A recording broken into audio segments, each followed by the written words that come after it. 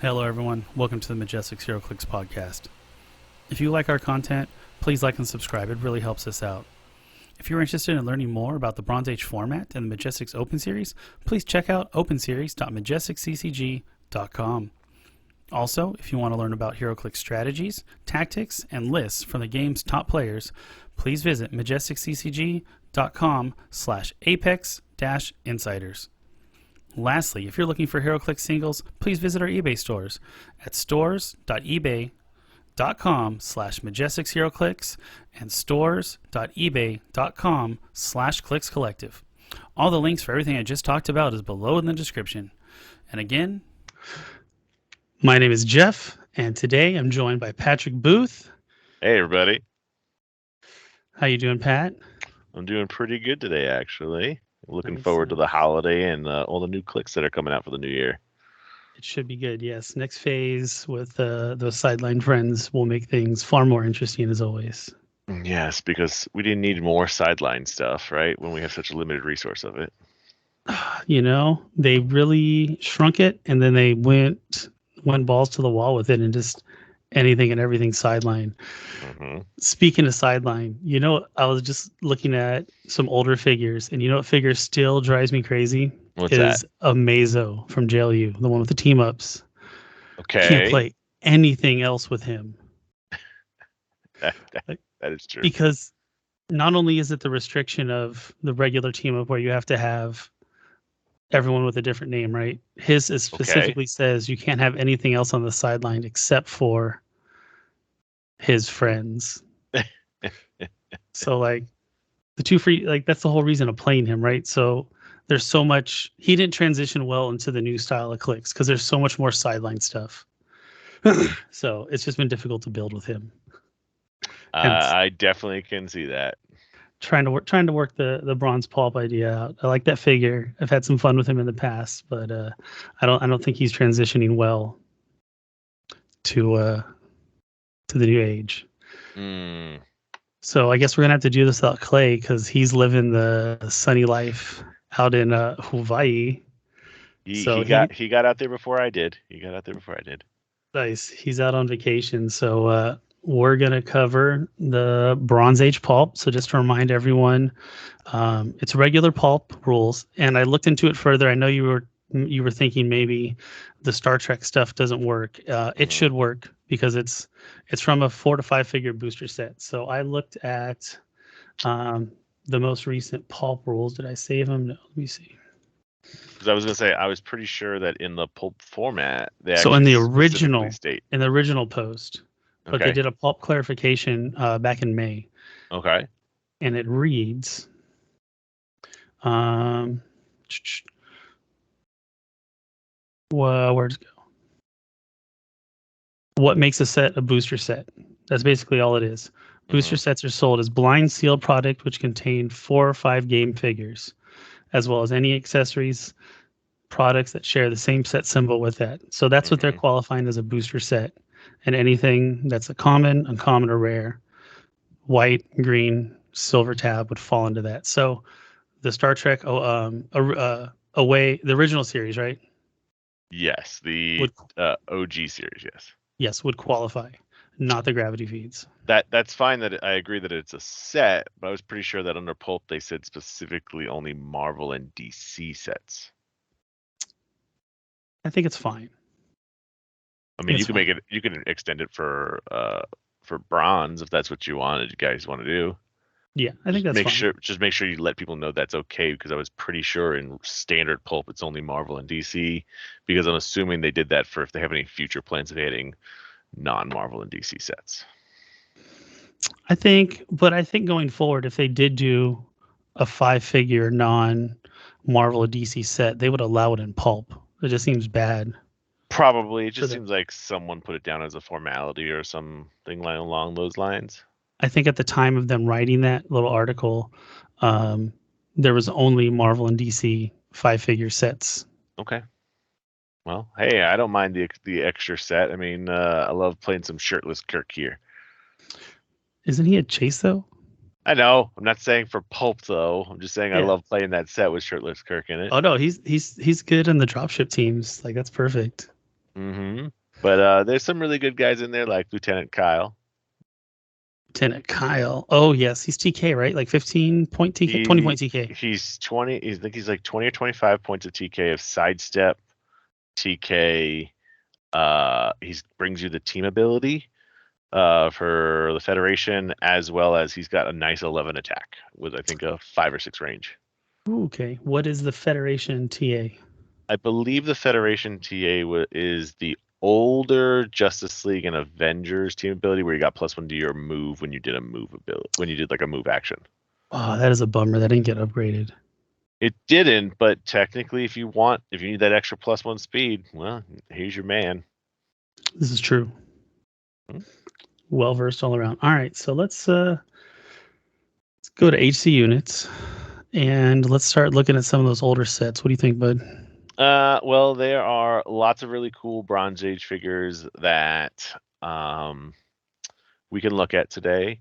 The key thing, though, I want everyone that's listening to really focus in on, though, is remember the older you go in sets, the points are going to become, you're going to say, overpriced compared to what you get currently. So you need to look at figures that do a specific job that is not out there anymore. So, for example, look at this one that Jeff's looking at right now, which is just common 001 Superman. He's 300 and 150 points. He does not beat out a current day figure. No, not for 300 points. But if we look at Lucy Lane Superwoman from that set, she's an uncommon at 75 points. This one? Not Lois Lane. No, Lucy Lane. She's an uncommon. There she is. I remember that. You may consider playing her for 75 points because she has the unique combination of hypersonic speed, super strength, invuln for 75 points with pretty A-OK numbers for today's world. Yes, 75 is a little expensive, right? But if you notice, she's got 2 really good keywords in there. Ooh, is that soldier and mystical? Oh, I wonder if there's any figures that are 50 points that work really, really good with both soldier and or mystical. I wonder if she'll be best friends with Falcon, the new Falcon? Falcon, Blackguard. So you got to look at things like that. Like, she's a rarity is what I'm going to call it when it comes to bronze pulp, because she's blank. She's just standard powers, right? Yeah. But sometimes if you can get something cheap, like 75 points or under, you may want to consider putting it on. But as you can also see, she's kind of a little glass jaw when it comes to current age figures. So you got to treat her right. If we move up to other sets, so when I've looked through the rest of Superman, I didn't see anything else other than Matter Eater Lad. Yeah. Right. This guy is the epitome of I do something cool. Right. He just free action, destroys walls, blocking objects, anything. You want it off the field? This is your man for 35 points. He's a flyer. I believe Legion is still wild card unless they changed it. Yes. Okay. And I think he has exploit. He does. So there's be plenty of times people are going to be like, oh, who cares about a guy that's 35 points with 9 attack and exploit? Oh, make him a Sinister Syndicate guy. Bam. Now he's got an 11 attack with exploit for 35 who's carrying around your dudes. Eating up walls. Yeah, I missed him earlier. He's good. I like Matter Eater Lad. So yeah, definitely utility, future politician. Probably you're going to go unthemed if you're playing him. Probably, most likely, but he does do some jobs. The problem with, like I said, older sets is Superman set is really going to suffer from this. A lot of these guys are way overcosted for what they do. Yes. The next set that I saw that I really liked was the Hulk set, but as I kind of went through it, there wasn't anything that really like jumped out at me. Like, you could do old school Ross, right? Oh, dude, you could run pretty much the whole team. You and get pen damage. The problem with old school Ross is there's no such thing as pushing damage anymore, so you can't get him on that really cool click without additional help from later figures. Blind Owl. That would be additional help from later figures. Yeah. Thanks for so breaking the surprise there, Jeff. Love it. Well, no, because all right, so I'd like him. I think you could nest him on a team and still build out another team. So the combo's him, Blind Owl, and you can go Nathaniel Richards. Yep. Give him precision, give him pen, and then he does his little bomb. Boom. Definitely. Very good figure, but as we're saying, it's a combo thing. You need to be careful. He is 55 points. That is a sixth of your team. Plus, well, I think it's a little more than six, right? It's a lot of points you're sinking into something that can die pretty quickly from a sneeze, right? True. And there will be lots of teams out there that do have Falcon and Red Widow on their team, and this guy will get eaten up. Yeah, as you know, he definitely wants to go first. He does. Then I don't know if you have anything else from the Hulk set. I don't have anything else from Hulk. No, that was it from this set. Okay. When I went into Guardians, Guardians was never a set that I liked too much. The only figure in it that I liked a lot was Astral Strange. Yes. Because the key thing that's really nice about Astral Strange is, he moves for free, right? You can get him into places. The thing that I always did with him back in the day is people could shoot through him. He does not cause people to have to break away from him, but what he does do is the fact that if I place him next to a dude, you are still adjacent for purposes of not being able to shoot out of combat. There you go. Right? So for 13 points, you just put him on your team. Bam. I based your dude. You'd be like, you can move and then maybe be able to do something, assuming you have a movement attack or sidestep, something like that. Otherwise, you ain't shooting. Sorry. He does have the in cap, but an A attack's never going to hit anything. And the other version, I think, is Smoke Cloud, if I remember correctly. Yeah, definitely solid 13-point tie-up piece at like the worst. And then he's, like I said, he's a huge taxi. Does he carry people? Because it looks like he's a foot there. There's ways. Can't you use like an Ant-Man to make somebody tiny? You can, but that's a legacy card. No, there's like a Avengers 60th common Ant-Man. I do not know if he's cost efficient, but yes, I will say there are probably ways you could make him be carried or make someone else be able to be carried by him, assuming you use a power on him. But again, you're going to spend 13 points to do that, or you're just going to pay for another guy to do it then at that point? It's fair. That's fair. I'm just trying to make him useful. Yeah, I mean, we can make anything useful if we he doesn't even have Avengers. He's only mystical. You're right. But this set doesn't impress me very much. Some people like Mole Man for the whole monster trick, but I don't know off the top of my mind right now if there's any monsters you want to consider. But maybe later. I would imagine. Just take a peek, right? Wheels of Vengeance has a good amount. Necron's not horrible.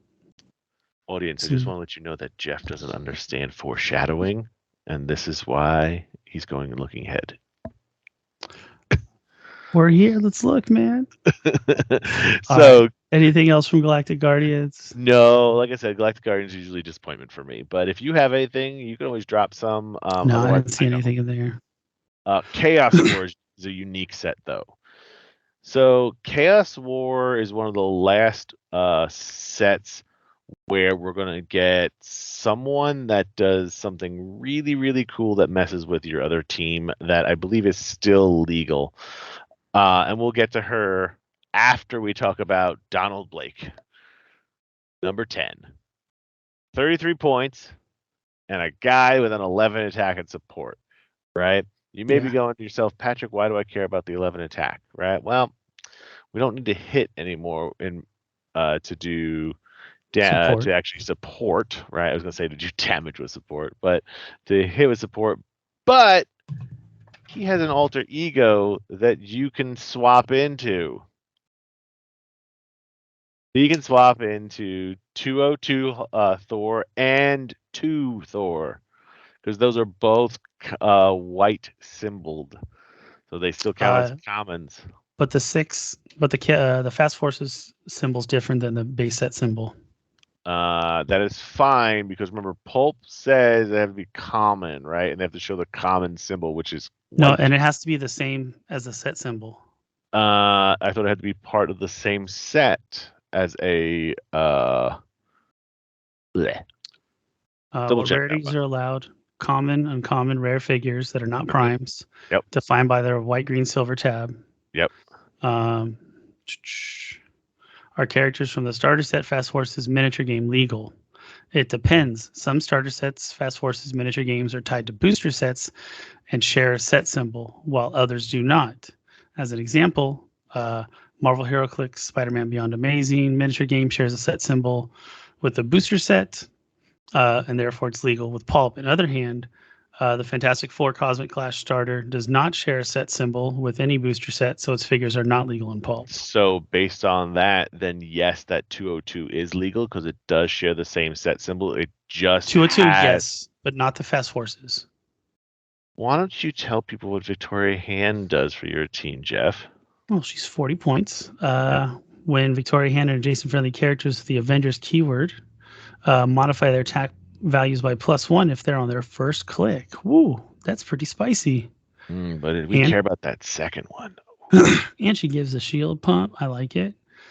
Give Victoria Hand a power action. If she began the game on your force, she becomes friendly to your opponent's force. At the beginning of each of that opponent's turn, that player deals 1 level damage to another character friendly. Oh, wow.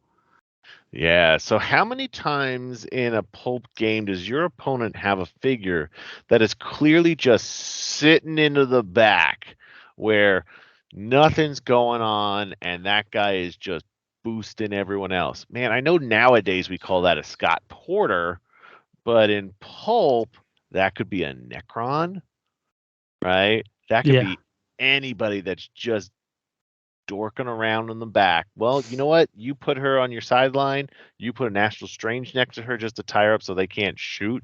Who cares, right? Or just move her into the corner of your map where you don't care when you flip sides with her, because she's gonna make your opponent's life miserable. Because how many times is there figures on a team that just have 3 clicks of health, and you're just like, you know what, Victoria Hand, for 40 points, thanks for the team ability, and I'm going to use you to kill just that 1 3-point character, and I'm never going to touch it. That 3-click character, not 3-point. No, dude, that's crazy. So for 40 points, you're basically donating them a horrible character, and it's just pinging them each turn. So, but it's only when she gets up towards the end of her dial, so be careful. She can't do that right away. So she can become mastermind fodder if you really wanted to.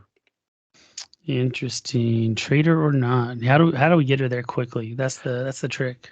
So there's plenty of really good mastermind guys out there that are flyers. You run them out there, carry her. What was her keywords again? Avengers, Hammer, Shield. Well, I think there's plenty of Shield characters that can do really cool things in Avengers. Like, oh wait, don't we have a really big bird guy? Yeah, Falcon. Good. Falcon. Or Manifold. Manifold is very good. He has Sword. Does he have Avengers too? I believe he is an Avenger. Okay. Don't quote me on that though. We'll look in the future. Yeah. You think this guy's still good?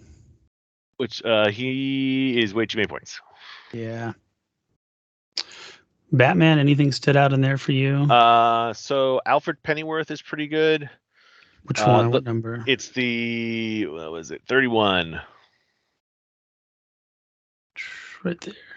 So for 42 points, he has Perplex. If you can find a way of getting him on that second click, though, you can use that when he uses support. He can treat friendly characters within 4 squares in line of fire as they were adjacent and increase the damage healed by +1 for each action token on the target.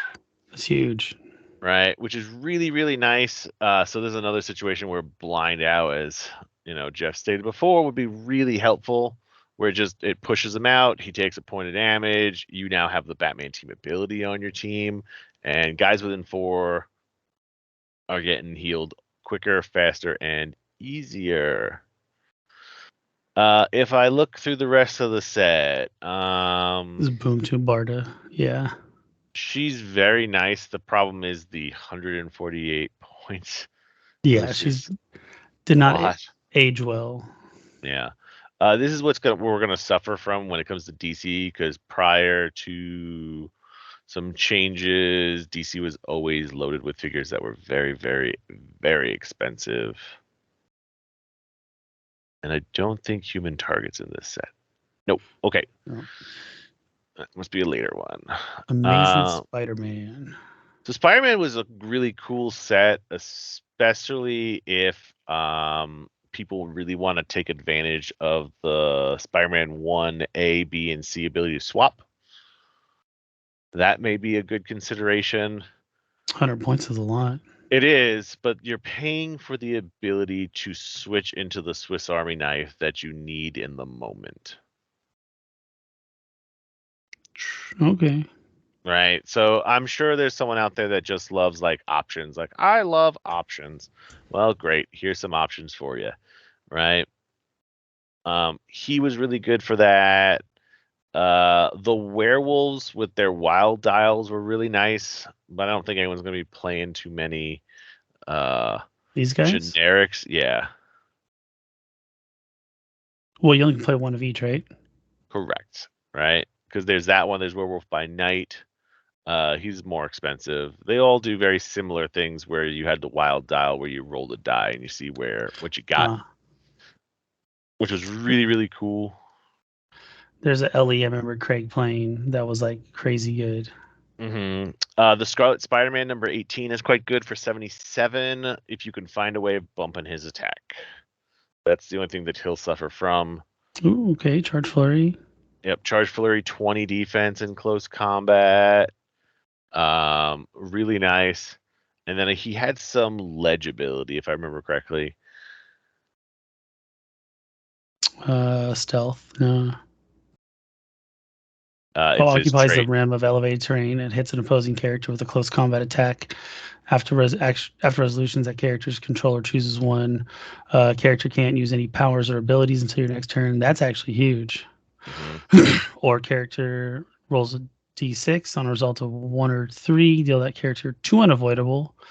Or, dang, dude, that is brutal. It's called he throws him off the ledge. Yeah. I remember him being very good because he was really good against stop-click characters back in the day. Because he would charge Flurry probably. So we would always say the first attack would put someone on their first stop-click. The second attack would hit them on their second click. And then they had to make the choice of, do you want to be blank? Or do you want me to roll some damage to potentially kill you? And then when the monster sets came out, like the gravity feeds, which are not appropriate for pulp because they are gravity feeds, they came out with an ability like death that checked for death, and that would always finish them off. Nice. It was very cool. I believe there is a character that potentially would fit in pulp that has that death ability that says take one more, see if you die. But I think that was a Harley, but I don't SR. think it's the SR one, yeah. So not good for pulp. For some reason, I was thinking Shriek from this set was... No, Shriek's from Deadpool, isn't she? Most Shrieks are either super rares or there is one that is a rare. That's the one that was somebody made them. That's the one I was thinking of because that one gives Battle Fury to everyone. Is that not Amazing Spider-Man, or what's that? Was that from? Do you remember? I think it's a later set. Okay. Titans, I didn't see anything either. So again, this is a DC set, so it's going to suffer from high point value. So you got to find something that's really tricky and cool in this set. If I remember, Fairchild was one of the Fairchilds was really good because I think that's the one that got bigger. I can't remember which one it was though. Use Perplex or Quake? No, there's another Fairchild, right? There should be 2. Can you shape change but only succeeds on a 6? No, I don't think it's either. Maybe it's the gravity feed one. Could be, because I remember she had something where she grew sizes, and it was really nice. Huh. No, I don't see her. What about this one?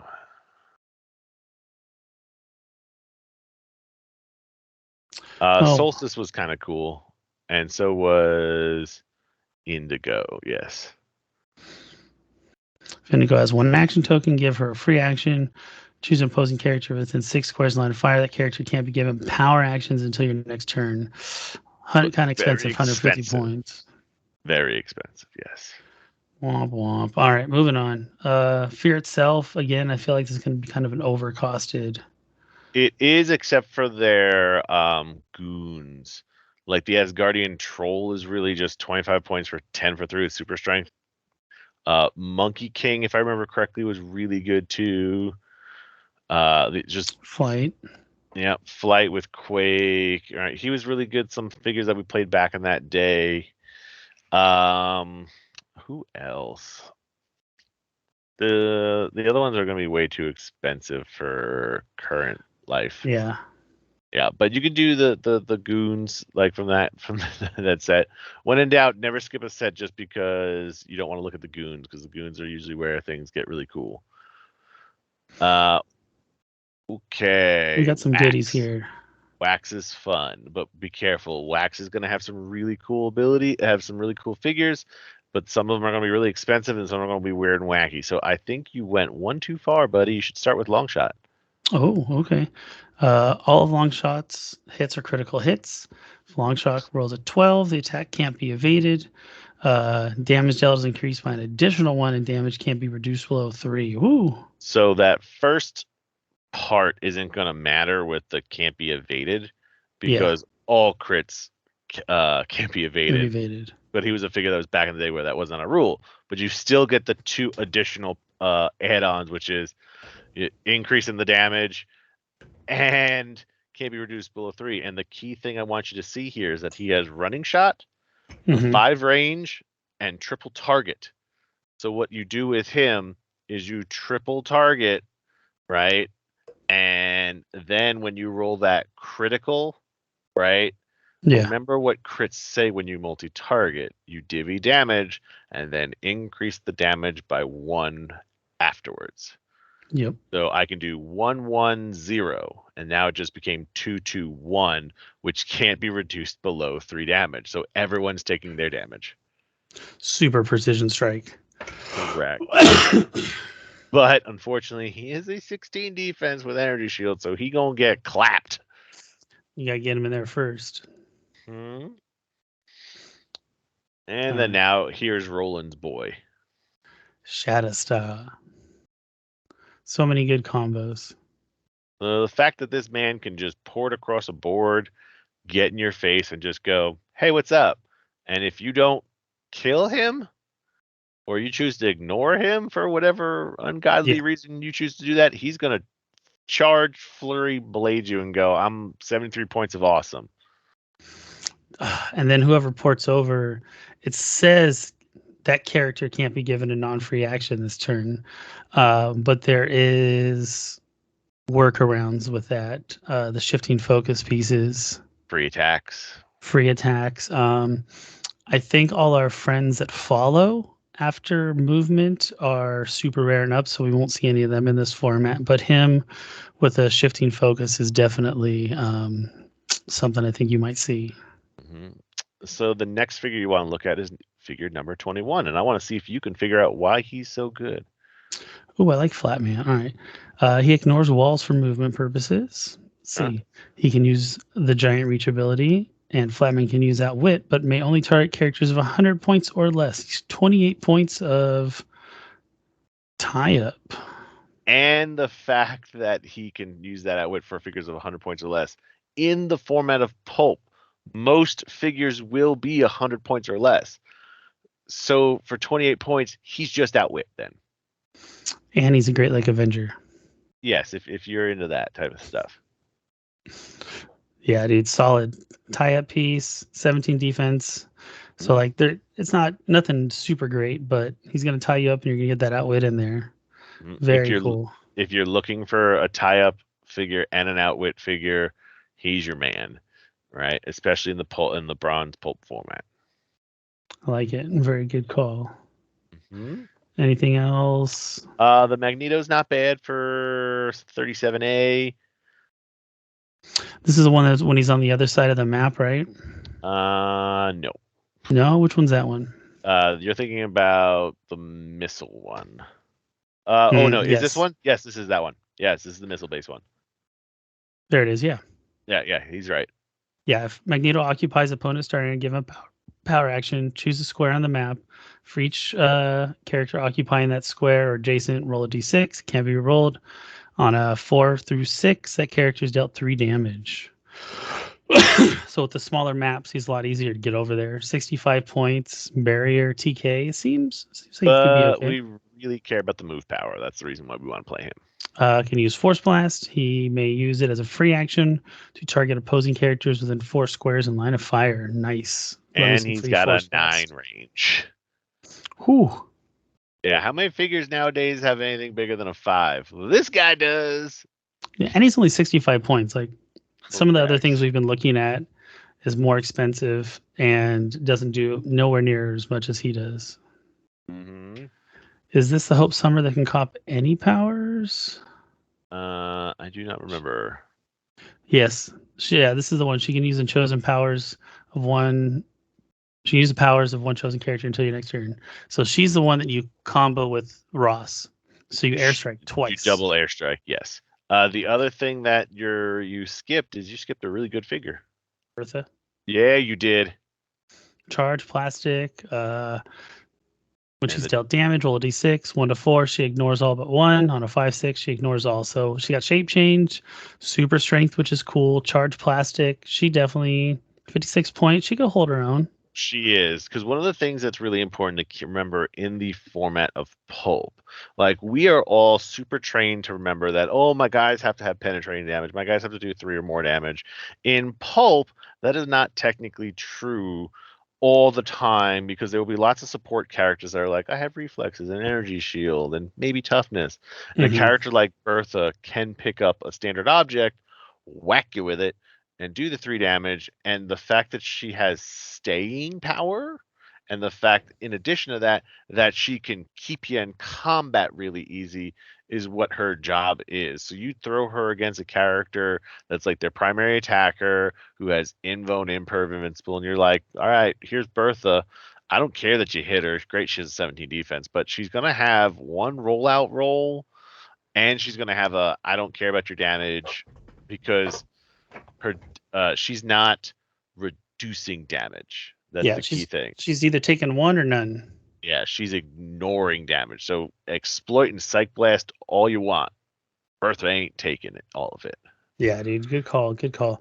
All right. So it looks like they might have a Great Lake Avengers pulp team going on. You could potentially go that route. I would not suggest it, but if you do, I'm pretty sure that would guarantee you a bronze builder. Dude, that'd be sick. All right. Again, very expensive, but this guy was all the business back in the day. Phantom X with his Eva. You think he can make a comeback? No. Heck no. He's half your points. Gone. All right. Anything else? No, there's not much more in the set that I've seen that I really liked. Now, that could be different for everyone that's listening. I'm sure there's figures that just don't fit my play style or what I can remember from back in the day. I mean, 20 plus years of knowledge, it gets a little gray sometimes. And like this, and my knowledge of this is very limited to like the essentially good figures. Like you have far more knowledge in these older sets. When we get to more of the current sets, like I'll get into it a little more. What do you think about Invincible Iron Man? Yes, skipped one right away. Number 8 is what you want to look at. Justin Hammer. Yeah, so this guy is really cool depending on what is popular in the meta. Yeah. Right? Because the sheer fact that he's 54 points and he has a 10 range wit, regardless of range of line of fire, if you have keywords. So Yeah. I'm not saying everyone should be running out and buying him or playing him, but if you know your local play style, and there are lots of guys that are playing armor or robot, forget the hammer industry one because that's probably not happening. Yeah. But he will really torture your opponent. So he's just kind of like a good, noteworthy character that, God forbid, something pops up. So if everyone starts playing Danger Room Constructs. Correct. Happy see. would be our next one. Happy Hogan. All right. Happy Hogan is healed of 1 or more damage. If he's adjacent to Tony Stark, you may replace him with the Freak. Crazy. All right. Give Happy Hogan a power action that deals no pushing damage. Replace this character with a 0/0 Freak on its Orc starting line. This power can't be countered. A character named Iron Man or Tony Stark modify their speed and range +1 if they're within 8 squares of Happy. There we go.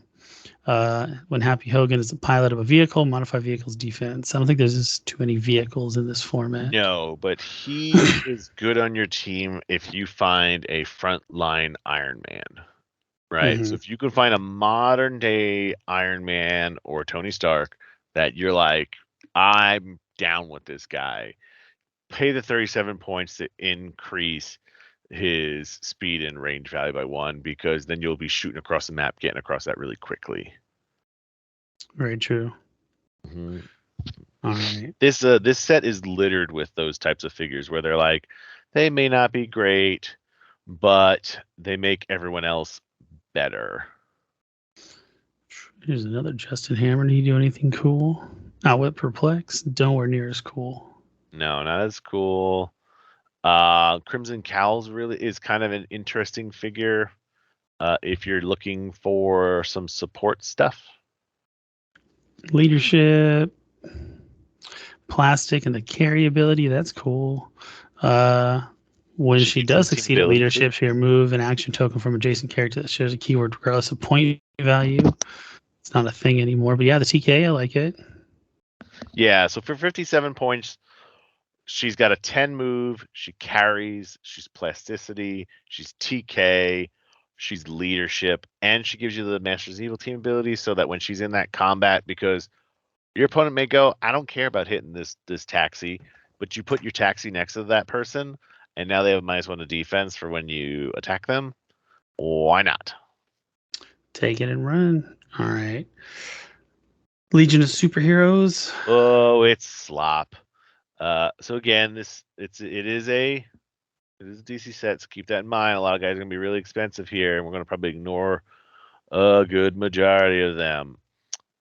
Some of the ones that I remember being really good were Sensory Girl. Which one's that one? She had like the ability of she had a specific perplex that could be used on opposing people, and she had problem shape change. She had barrier. She was a flyer. She was stealth, and she was a proof targeting character, stealth buster. Yeah, so she was pretty all around well. So if you were looking for a shooter that you wanted to make better, she would be your gal. And she's only 75, so it's still workable, I think it's the word I'm going to go with. Okay. Something about Gates reminds me of something. What does he do again? He's someone that people can shoot through. Where'd he go? All over the place. Gates. Gates can use Fuzzy Teleport, carry up to 4 friendly characters regardless of their speed value and symbols. If call character keyword don't modify the speed value. I thought someone could shoot through people. He's a super rare. Okay. Super rare. But you know what I'm talking about, right? Yes, the fish head guy. Yeah. Gates is your man. He's your taxi. He's your non-specialty taxi. So where Falcon is a specialty taxi who lets you do cool things afterwards, Gates is the guy that you're going to put on your team that's going to carry everyone. Because what's that speed value say right there, Jeff? 14. 14. This guy can carry 4 guys. Period. Squares. Because we don't care about the rest of his phrasing anymore, because we don't reduce speed values when we carry anymore. He carried 4 dudes, 14 squares. That's across. And he's got a 50-50 senses. And he's got a 50-50 senses, so he's going to tie up. And he's a wild card. So again, let's go back to that one thing I was talking about with the Masters of Evil. Put a Master on your team. let him copy it. Let him sit next to them and just be like, hey, I'm reducing defenses. My job is to carry in and out with my phasing, right? Mm-hmm. And to reduce some stats. That's where we get funky with some of these figures. Dawnstar was good if I remember correctly. She did something cool. At the beginning of your turn, choose an opposing character within 10 squares. Lines of fire to them this turn are only blocked by blocking terrain. That's kind of cool. 81 points is a lot, though. She is hypersonic speed of 12, so she can make it across the map. Noteworthy, but probably not. Yeah, she's punching, though. She's got 0 range. 75 points, Stargirl. I think that was a figure that was made by somebody. Yeah, I really like the Stargirl. I think she's really good, especially on a mystical team. Mm-hmm. She brings a lot. More recording. All right. Just getting back into a little technical difficulty. Let's look at Stargirl. This is a world championship made figure. I don't see. Clay needs to put a little note on here, like the text of who won this. Lost to the barrels of time. I feel, yeah, I'm going to say Daniel Jones, but I think I'm wrong. You guys can correct me. All right. So obviously it's 75 points. It's not worth the extra 110. No. Yeah, it's not 110. No. Like her attack power is cool. In cap, right? Deals are printed, damage divided as among you choose, but you really want her there for the Cosmic Belt Rod and her Star Pupil. I really like the Star Pupil trait. Give her free action and choose a standard attack or damage power that can be used by an adjacent friendly character with higher points, and a shared keyword. Stargirl can use the chosen power until your next turn. So with her at 75, it may be a little hard to pull off, but her trait is where it's at. Yeah. So when Stargirl's 110 points, doesn't matter. When she's 75 points and is adjacent to a friendly character that she shared a key with and a higher point value, modify her attack by +1. So she becomes an 11. Much, much better. But what I was saying before was with her Cosmic Belt or Rod ability, she's a 2/3 chance of getting the Energy Shield and Range Combat Expert to make her a sniper figure with that 7 range for Range Combat Expert. So she would become an 11 for 4 with a 7 range with Running Shot, which is just phenomenal. The 7 range is definitely valuable. Get a JSA. There's not too many high defense JSA figures. I'd get it off at 16 though. Because then you have Red Tornado from a later set that might pair well. So yes, you could do that. I like it. Okay. Let's look at Bizarro. This guy. You skipped mine. You skipped Glorith. I apologize, sir. Glorith. So the cool thing about Glorith is you're only putting her on your team if 2 team abilities at the same time on your team would be an amazing combo. She's expensive for 83. She does come with Perplex and Prob for those points, but her trait is she can use super senses. Glorith can copy a second team ability if it is possessed by a character with the mystical team ability. So if you could find 2 team abilities like Shield and Hydra on your team, and one of them is off a mystical character, now you just have someone that gave you +1 to your range and a -1 to their defense, and can be like that little battery that helps out a lot of people. Okay. But she is expensive. Just keep that in mind. Like it. Or you could Superman Enemy, get some outwits going. I like it.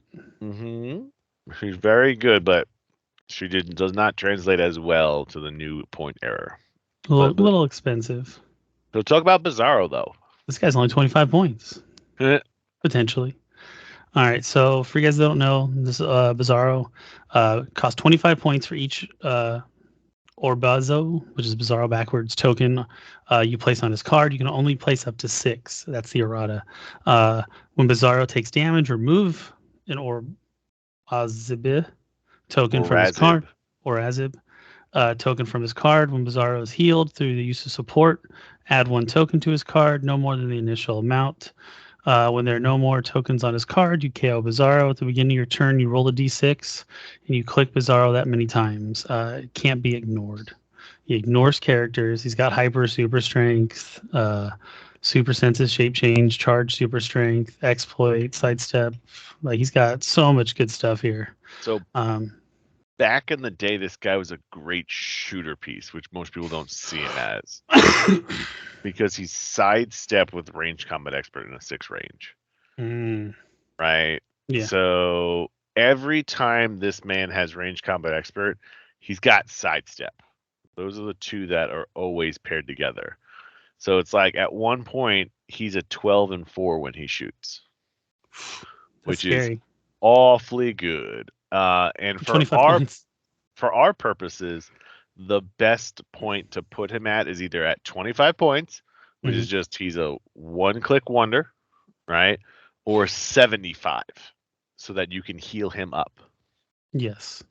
Right? 50, you're risking too much biscuit, and 100 is just excessive.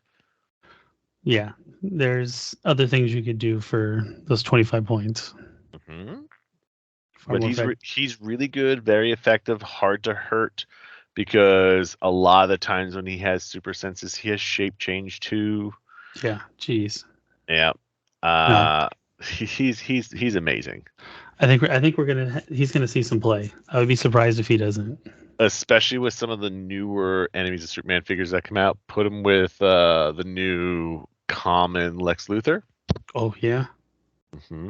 Let's go. Yeah. All right. This girl, Emerald Empress. Oh boy. So, yeah. I don't know if she's actually gonna work. Why? Well, I don't think she gets her relic. Ooh, that is a valuable statement, sir. Never mind. I got excited for no reason. It's okay. You could still consider her. She's just not as good as you're thinking, because she's 150 points. A lot of points there.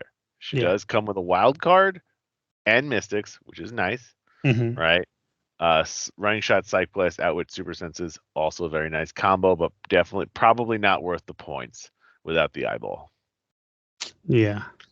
Which is unfortunate. You can do a bunch of cool stuff with the eyeball. Oh well. Was there anyone else from this set you wanted to? There are certain guys that can do Welcome to the Legion. You got a couple choices. These guys are always so overcosted, though. They are, but if you can find a way to make it work, go crazy, my friend. I like Amethyst, but I guess she must have been a super rare in the set, because she is in the she's on the Fast Forces starter side or whatever this was. Yeah. Because I remember her having an all pink click. Okay. Right. But she's still worthy for her 205 one. She's 83 points. She ignores the Mystic Team ability. There will be lots of those around. When a character is given an action to activate a power and attacks her, she can use shape change. And she has energy shield and toughness, which is not bad, but it's definitely not as good as the cooler version, which was all pink. Yeah. Prob's good. I like Prob. Oh, there is the uncommon one. There it is. It's the uncommon. The 19 is where you want to go to see her. So if we scroll back up to 19, we can take a quick look at her. Gem World Portal. Once per game, when Amethyst hits an opposing character, you may choose that neither character may make a ranged combat attack, and she and that character may only target each other with close combat attacks until one of them is KO'd. Okay. Better than plasticity, because why? It's called creating a duel, is what we used to call it back in the day, where I hit you, you can only attack me. She has all pink powers, so she has sidestep, she has precision strike, she is invincible, and she has empower. So not only does she make the people around her better, she will always do damage and can take a hit. Yeah. So, and that's not bad for 80 points. She has mystical as a keyword. She's a ruler, and she's Justice League. There's some Justice League, I think, definitely is going to be a keyword that's seen in this format. Like, there's some really good stuff. I'll tell you what, if I ever got to make a legacy card, this is one of the people that I actually wanted to make. Ooh, very nice. Good call. Good call. Right? Because just think about dropping that 80 down to 40 nowadays and keeping that trait and maybe another trait would be great. Give her super senses. I was gonna say give her charge super senses. I'll take it. Yeah. All right. Let's go to the next set. Deadpool. Yeah. The crazy set. So this set's gonna be notorious for having a lot of figures in it that do really cool things, but a lot of them you can't do because you can't do word bubbles. Another thing. Right. So you have head pool. Not cool. Just people are like, I want to play a head. No. Right. Dog pool. Too many points. Weapon X Scientist was really cool. He was not bad for 40 because he does something cool, which is he has TK, but only to place opposing characters or characters with the Weapon X keyword. We don't care about that one. Yeah. We care about he can use Outwit. And when he does, he may target characters that can use Battle Fury or the Weapon X keyword regardless of range, reliant fire. There will almost always be a character on a team with Battle Fury to get through your shape change. So he can kind of mess with them. But is it worth 40 points? Maybe not. Right? Yeah. Scientist. Yeah. I was never a big fan of this set. No, it is a good set for when it came out. It just didn't hold its value. But the first figure that does hold her value still today is the one that I foreshadowed. Blind Owl, number 18. Right. So at the end of your turn, if Blind Owl is not in a starting area, deal her 1 damage. So she's going to stay in your starting area. But she's blind and she gets lost. Her old booby trap. Give Blind Owl a power action when she occupies a starting area. Deal 1 penetrating damage to a character in that starting area. Place that character adjacent to, but outside of the starting area. So basically, she's to get people off their top click, down to click to whatever their activation stuff is. General Ross, click 2. Yep. Hope Summers, click 2. Hope Summers, click 2. All right. And Weasel. I actually really like him. Give Weasel, huh? I would say, okay, tell me why. So if you give him a free action and choose a friendly character in the 4 squares in line of fire, or a friendly character with a Deadpool in his name anywhere on the map, until this turn, each time that chosen character makes an attack roll for a ranged combat attack and misses by 1, you may re-roll that attack unless it's a critical miss. So basically, you get a free reroll if they share a keyword. Yep. Scientist. We used to call this the Jim rule. We had a person in Vegas. His name was Jim. Jim would always miss by 1. This was his favorite figure. And then enhancement, right? 27 points, still really good for enhancement. And once per turn, when he uses it, which it's automatically used anytime you make a range attack, also modify that character's attack and range values by +1. So you're getting a +1 attack, you're getting a reroll, 27 points on a scientist team, Hydra. I think it's worth the points. Yep. Kid Pool would be the next one on my list. Yep. Let's see what he does. So even though you don't get the cool word bubbles, yeah, you still get a character who has charge, reflexes, shape change, and this non-copyright infringing dual light swords ability, which grants him Blades, Flurry, and Precision Strike.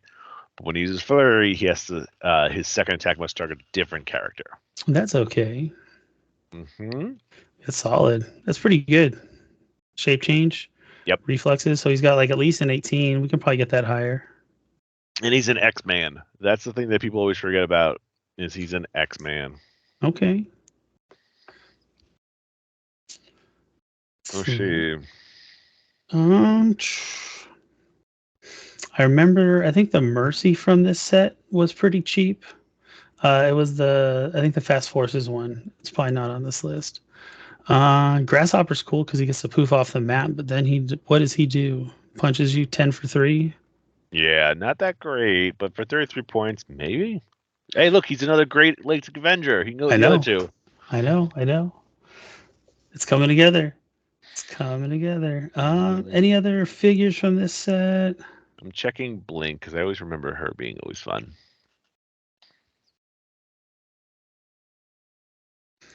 She used flurry, phasing, carry ability.